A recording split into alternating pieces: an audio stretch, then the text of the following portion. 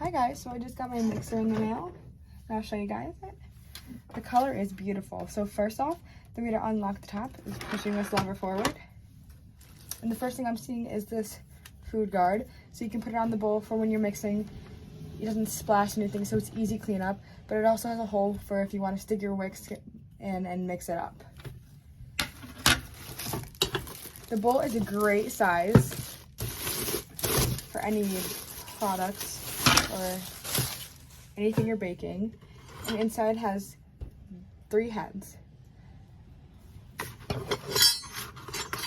The variety of heads make it guaranteed this can mix up whatever you need it to. Just make sure you take out all the packaging before usage and clean it. This is a great addition to your kitchen. It helps you bake and cook things much more efficient with much less of a mess. There's only this dish to clean, and then you're all done.